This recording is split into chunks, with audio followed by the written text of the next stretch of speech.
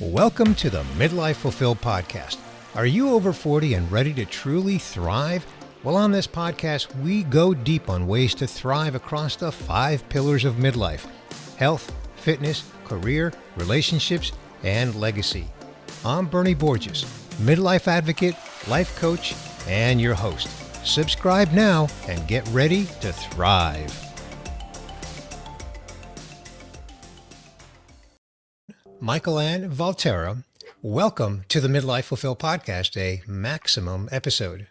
I am so happy to be here. Hello from Seattle. Hello from Florida. Well, thank you so much for joining me, Mikelann. Let me give you a little introduction first before we get into our conversation.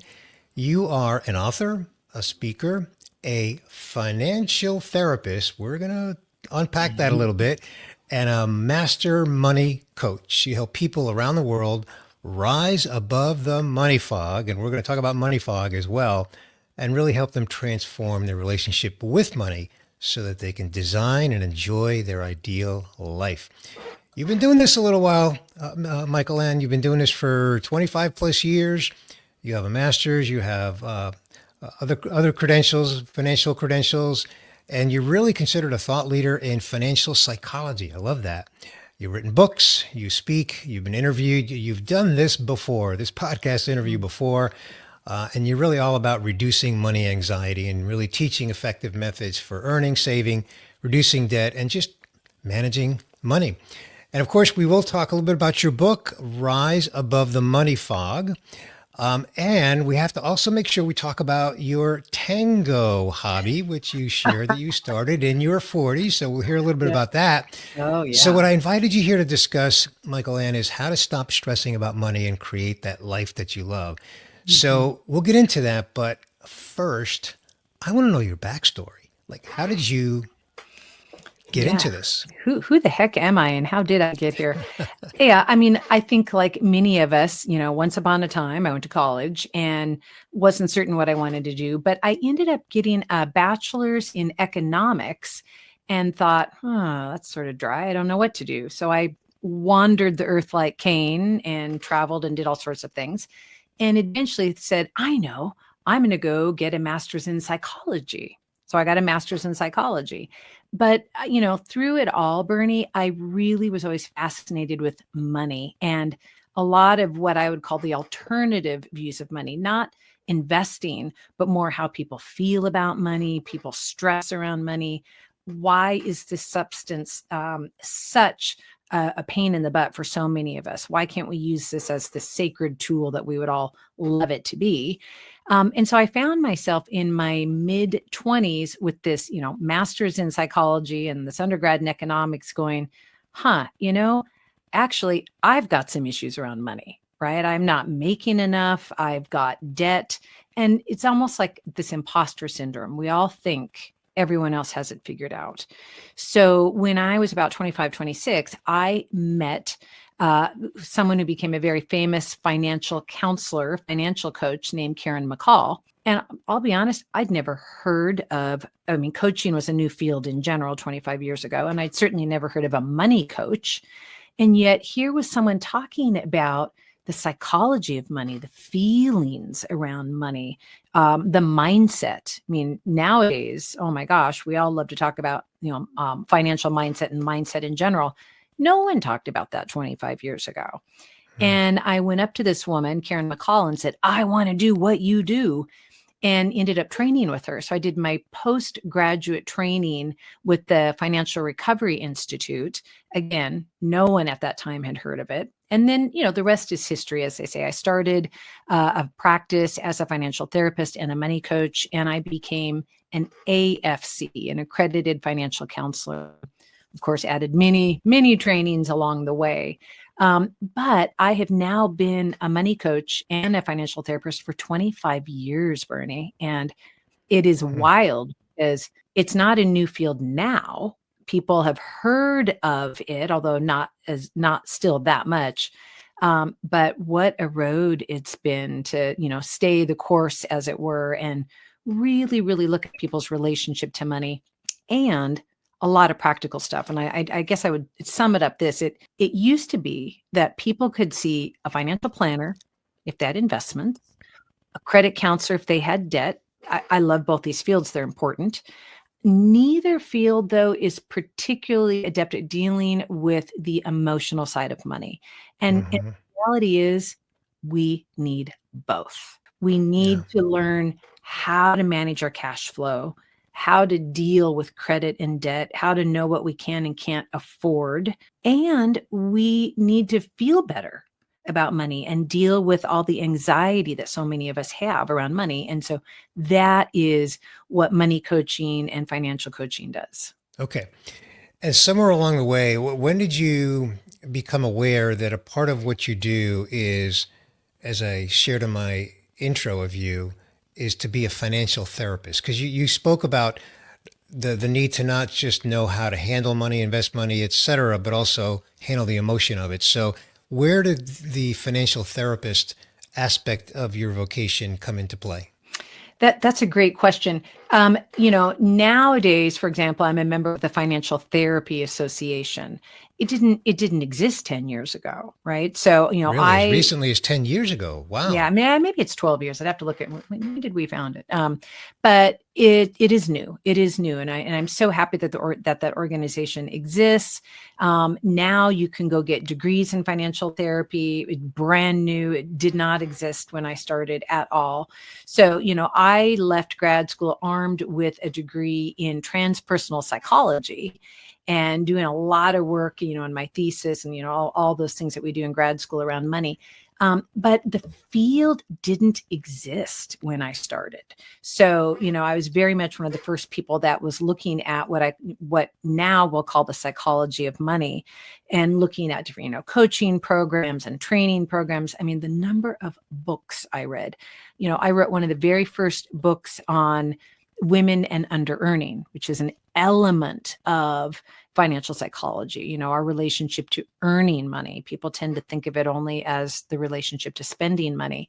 But I had to seek out other coaches, other trainings. I had to seek out everything that I could that was possibly related to this field, because the field was birthed and born kind of along with me. And there, I have colleagues that have been in 25 years as well, but honestly, not that many of us. It is a Hmm. very young field. I mean, as a professional field, 25 years is very young. And there's still people that have never heard of financial coaching, let alone financial therapy. So I was at the Financial Therapy Association National Conference last year in San Diego, and it's not a huge organization, and so many people have still never heard of the field. So I'm so thrilled that you're bringing it up, because really one of the biggest issues people have around money is anxiety, right? This Sure. huge stress and anxiety around money. And certainly anxiety is not relegated just to money, of course, but financial anxiety is a big showstopper for a lot of people. Yeah. Okay. So you've got a new book, Rise Above the Money Fog. And so I want to know, what the heck is money fog? Let's start What there. is it? So I would define money fog as the feelings of stress and anxiety that come from being financially vague. So and if you really dig into it, fog, FOG, stands for something. Of course, I wrote the book on this, right? So fog is when we feel fear, or when we feel overwhelmed, or when we feel guilt over our money, FOG. So it's a big deal. Fear, overwhelm, guilt all lead to stress and anxiety around money. On a practical level, if your listeners go, well, okay, wait a minute, help me know if I'm in a money fog. So I would say, well, if you don't know where your money is going, you're in a fog. If you don't have a system for looking at where your money is going and coming from, you're in a fog.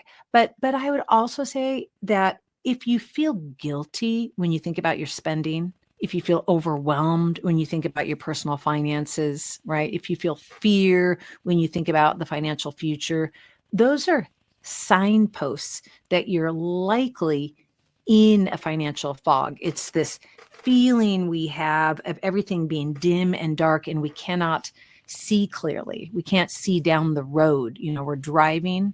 It's like we're driving a car, our money car, And literally, Bernie, it feels like we're driving the money car in fog. And I went to grad school down in San Francisco, and I bet the vast majority of your listeners have had the pleasure of flying in or out of SFO, San Francisco Airport, right? Hmm. I How used to live many? there, so yes. Oh my gosh. So, how many times are flights delayed because of the horrendous fog Right. in around the airport? And that airport is in Daly City, which is technically, south of San Francisco. Right. So the fog is so thick that when you are driving in Daly City down around San Francisco Airport, there are literally two stoplights for every light. There's a light to tell you that a light is coming, because it's so thick you cannot see with enough time to stop the car, right? So that's how it feels when people are in a money fog, that we're driving our money car and we're driving slow, and our shoulders are hunched up, and we're stressed, and we can barely see down the road because we're worried we're going to hit Okay, something. I have a question that just popped into my head, because the metaphor that you're using about the real fog and the Hmm. traffic lights in Hmm. San Francisco is an interesting one, because in that scenario, Hmm. you know you're in the fog. Yep. So in your 25 years, have you encountered people who you recognize they're in a fog, but maybe they don't recognize it? Yes. And I love that. It's so perceptive, because the fog is oh my gosh, what you just said is so brilliant. We have effects of being in the fog without knowing what causes it. So, for example, when I opened the book, the Rise Above the Money Fog book, I talked about being in Santiago, which, is in southern South America. It's in Chile. And they have a horrible fog slash smog pollution issue. But when you're in it, you're right, you don't always know you're in it. I would go home at the end of the day, and there would be like this ring of grime around the collar of my shirt. Friends that I was traveling with, we were all young Americans traveling, their asthma was a lot worse. And none of us knew what was causing it, because you're in it, you don't see it, right? But when we took a hike one day up this beautiful mountain, San Cristobal, and we got to the top of this mountain, we looked down. We suddenly realized that there was this huge fog covering the city, and we didn't know it until we rose up out of it. Hmm. So when people are in a money fog, they don't always know it. The impact is if you feel guilty, if you feel stress. And so what I'm telling your listeners is, if you feel these symptoms of financial stress, if you feel these symptoms of being overwhelmed, if you feel these symptoms of being anxious about money, I'm saying it is very likely because you are in a money fog, and a money fog causes these feelings of, feeling guilty and overwhelmed and stressed out around money. Okay, so since we are on the Midlife Fulfilled podcast, can we draw a correlation between money and fulfillment? And let me embellish on the question a little bit. So, certainly, when we have enough discretionary money in our life, we can enjoy certain things, whatever we choose to enjoy, right? So that may give us some fulfillment, but I'm not limiting it to that. So, what kind of, in your experience, in your 25 years being a financial therapist, a money coach, how do you correlate money and fulfillment? Oh, I love that question. It is a couple thoughts come up. First of all, money fog tends to come back and get worse whenever people go through a big transition, and I'll come back to the happiness thing. But when people are in midlife, they tend to hit a lot of transitions, which can bring money fog back up. It's why it's such a good topic for people that are in midlife. I mean, you think about, everything's fine. We're all doing the best we can. People get used to their income and their expenses. They get used to dealing with money. And then we hit midlife, and let's just think of the common transitions. How many people divorce in midlife? How many people suddenly empty nest because their kids go off to college in midlife? Unfortunately, some people lose a spouse in midlife, right? They send their kids off to college. Suddenly they're done paying for college. I mean, these are all big transitions. Any job change in midlife. So all of these transitions exacerbate and bring up money fog because your expenses have changed, right? Your income has changed, which brings up money fog. And suddenly we don't feel as happy or as fulfilled because money fog has a huge impact on our happiness. One of the mistaken notions that people often have is if I have enough money, I'll be happy. Actually, there's not a lot of correlation between money and happiness. You have to have your basic needs covered. Absolutely. If your needs are not covered and you don't feel safe and you don't have a car that works and you don't have a home that works for you, enough money to get those needs met will absolutely make you happier. But once you have your basic needs covered, more money does not translate to more happiness. And they've done many, many studies on this where it's one of the traps that people in midlife get caught in. They think if they just made more money, they would be happier. And what I would say is actually, if you get clearer about your money and you come out of the money fog that you may not realize you're in, that is actually what will make you even happier. Okay. I want to remark on that because you've used the word happy quite a bit. And I want to just draw a distinction between happiness and fulfillment, since this is, again, the Correct. Midlife Fulfilled podcast. And I've spoken a lot about this. I've written a lot about this, and I've done research on this. And generally, happiness is an emotion. So I can be happy in my money situation and still lack certain fulfillment. At the same time, I can have a strong sense of fulfillment in certain areas of my money life. And I'll give you a personal example. My two adult children graduated from college with no debt because of the planning that my wife and I did, the money planning that we did. We got our kids through college with no debt.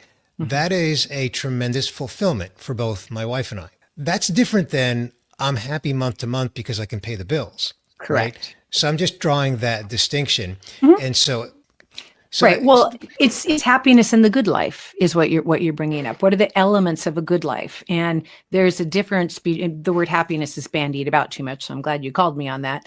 There's a difference between the good life is made up of pleasure, which is happiness, meaning, which is correlated to fulfillment, and then what we now call the art of the interesting. Finding interesting things in life is the third pillar, in my opinion, of a good life, right? So absolutely, if we just break it out between pleasure and fulfillment, those are two huge things. And money will help with pleasure and happiness. But as you and I know, those are not long-lasting things. We enjoy it. I love a good dinner out. I love lovely chocolate. Those are very kinesthetic pleasures that are really important, correlated to dopamine, all these wonderful things, right? So money does absolutely give us pleasure, and it tends to not be long lasting, but it doesn't mean I don't want my lovely hit of high quality chocolate and, the lovely wine.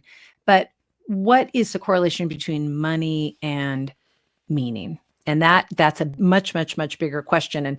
And when we use our money for things that bring us meaning, it gives us a longer lasting feeling of fulfillment. And so, like for you, what your example was, when we use our money to for higher education for our children, that's lasting fulfillment. That is intensely, deeply satisfying, and it lasts longer than happiness correlated to pleasure. So money is related to both, but when people use money for things that are more connected to meaning and fulfillment, they'll use the word happy. Brene, you and I know people people use the word happy kind of for everything, right? It's kind of problem with English, I think.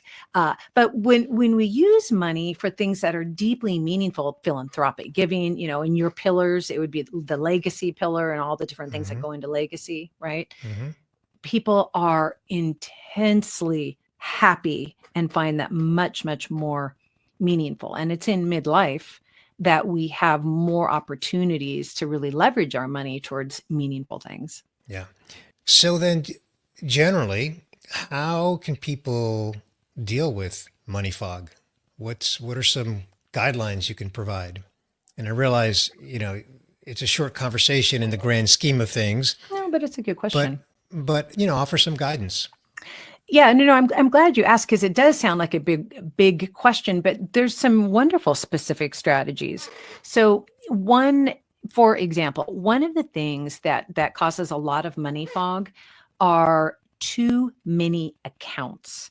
And this happens a lot more in midlife because we've just been around the block a few times, and also when people get divorced, or when our kids empty nest, we just end up with so darn many accounts. And I'm talking on a practical level. I've got now 3 checking accounts and 5 credit card accounts and how many savings accounts. It's like we collect them because banks practically give us a set of steak knives every time we open another account, right? There's a lot of incentive to do that. The problem is the more accounts you have, the more that's correlated to being in a fog, and the more that's correlated to financial stress and anxiety. So one super practical thing that listeners can do is simply have fewer accounts. Use 1, max 2 primary credit cards. Have everything go into 1 primary checking account, not split it among 3 checking accounts. Don't have 10 different savings accounts. Part of it is just on a practical level. Nobody can monitor that many accounts. Nobody can look at where their money is coming and going when it's spread over so darn many accounts. And so I am an advocate for financial simplicity, elegant financial simplicity. When you look at people that are happiest with money, their financial setup is elegant and simple. And it's much more elegant and much more simple than people that say they're stressed out about money. So how can we beautify your finances and simplify things is a great place to go. And what's the correlation? So I love that. Simplify and elegant. What's the correlation then with that and individuals that have maybe a complex financial picture? Maybe they have multiple assets, real estate, maybe art, maybe coin collection, stocks, bonds, you name it. I mean, you can probably name another 20 that I can't even think of. So how do people sort of simplify scenarios like that? Well, I mean, there's a difference between net worth accounts and cash flow accounts. And so cash flow accounts are the accounts that we use for everyday spending. And that's where I would have people start looking at using only maximum 2 major credit cards, 1 major checking account, a couple of major savings accounts. Those are cash flow accounts that we use to live. When you're getting into net worth and investments, I also think that they should be simplified. And part of that, again, welcome to midlife, right? Every time people leave a job, what we're quote unquote supposed to do is roll over our 401k into our 1 primary IRA. The reality is a lot of people need to catch up and do some financial housekeeping because they've got accounts that are spread over so many earlier previous jobs. And so same thing, you can lose track of money. And it is amazing. My husband, it's always interesting. You should interview him. What's it like to marry a money coach? Um, but one of the good news for Robert is that he found like $5,000 because I had him go clean up some stuff. And he's like, oh my gosh, I've got this old stock account with Microsoft and where is it? And it took a while to kind of track it down. Boom, $5,000, So we just want to clean things up and simplify things and have as few accounts as makes sense. There's plenty of accounts that are appropriate, Bernie. I'm not advocating get rid of every single account, right? Sure. But how can we simplify your life? We're very busy people. Let's have fewer places to look so that things are more elegant.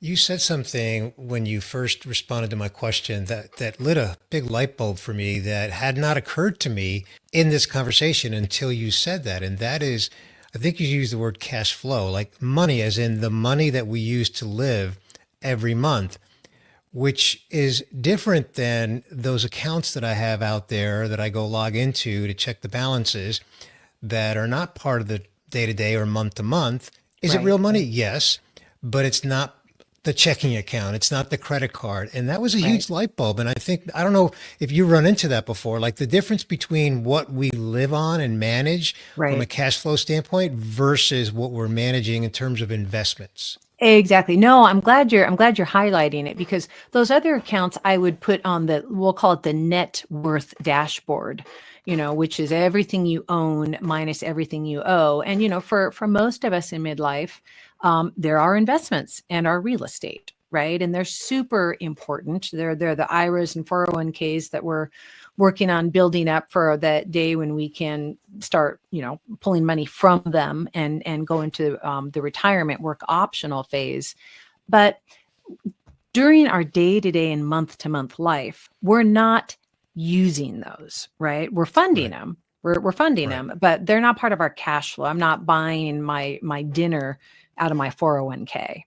So I always advocate that we update our net worth either once a month or once a quarter, and that's lovely. But that's different than a spending plan process where I'm putting together, just as an example, my December spending plan, AKA budget, right? Those net worth numbers aren't part of that type of cash flow picture. They're important because they will Right. someday generate income. Right. Right. Okay. Mikelann, I want to do something a little different. I want to segue to another topic, but before I do that, I want to ask you. So, for my listener who wants to connect with you, kind of get into your world, learn more about you, where can we send them online? Oh, thank you for that, Bernie. I would send them to seattlemoneycoach.com, seattlemoneycoach.com. I have wonderful clients, Bernie, all over the United States. I live in Seattle, but I would simply have your listeners go to Seattle Money Coach. They can download a free quiz to help them look at their level of money fog, or they can just grab a free discovery call. I'm happy to talk with them and talk through all of this with individual people. Great. Thank you. That, of course, will be linked up in the show notes, but we're not done yet. I want to hear your tango story. How did you get into tangoing and why? Tango. So when I hit midlife and empty nested, and suddenly had more time, I started dancing, and it started out so innocently, like, oh, I'll just, as we all do in midlife and empty nesting, we start trying out a bunch of different hobbies and things that we can do with our time that's changed. I took a dance class. And I am telling you, I got bit by that bug so bad. I got completely addicted and consumed in the world of tango. And it's changed my life. It's so fun. I mean, partly just because it keeps me healthy, right? I mean, if I ever get Alzheimer's, I'm going to be pissed off, because do you know how many dance moves, they say dancers' minds are so healthy because we're having to both use our bodies and learn, kind of Yeah. how we move. But midlife, we are all told that we need lots of social connections and we need to really pay attention to keeping that up. And my world exploded. The number of new friends that I've made in the dance world is crazy. I'm now out Mm. dancing or taking dance classes probably 4 or 5 nights a week. And I'll end the tango story, or is this the beginning, where, 3 or 4 years ago, I went to your listeners will laugh, at a tango house party. Yes, just dancing tango at a house party with a bunch of tango dancers. Wow. I met my now husband. So Wow. yeah, it's very old fashioned to meet your husband at a house party, let alone a tango house party, as opposed to, Well, that answers online. my question. I was going to ask you if your husband tangos with you. Apparently, he's already Oh, you he's fabulous. I couldn't imagine not marrying a dancer at this point, right? yeah, yeah, But yeah, so we tango a lot and we perform and compete, and it's just so fun. Just as a couple to have such a fun passion hobby yeah, together and yeah. keep in shape together. That's awesome. And I can't resist connecting a dot, and that is that these tango classes are not free. So you are allocating a portion of your money Oh yeah, bingo. into tango, and clearly it is a huge and very enjoyable, and I will say fulfilling, from what I'm hearing you say, a very fulfilling aspect of your life. Well, it's totally true. And, I always say to all my clients, what's your tango? Right? Let's find your tango, because everyone Yeah, has a yeah, different passion, hobby, or interest, or they are wanting to discover it, particularly in midlife, or finally give time to something they've always done and want more of. Right? But things like this do cost money, particularly if you're like going to Buenos Aires or buying lots of tango shoes or taking lots of dance classes. So, part of working with money is what's important to me and what do I want to protect. And you better believe when I work with a spending plan, I put in what I want first. And what I want are dance classes or travel related to tango. And, as I teach my clients, I have the skills to make it work, to make sure that I am covering what I need now and in the future, because it's not just about bills. That would be so boring if that's all we thought about in money. It's about what lights your fire and making sure that you've got the money for that. Fantastic. I love it. I love it. Well, Mikelann, I'm so tempted to just keep the conversation going, but we're gonna wrap it here. We've already collected your contact information and your website, so I just want to thank you so much for joining me on this episode of the Midlife Fulfill podcast, a very maximum episode on a topic that really, I think, universally impacts everybody, especially in midlife, as we have discussed. So, thank you so much, Mikelann. Thank you so much. I love being here. I just love your show. Thank you.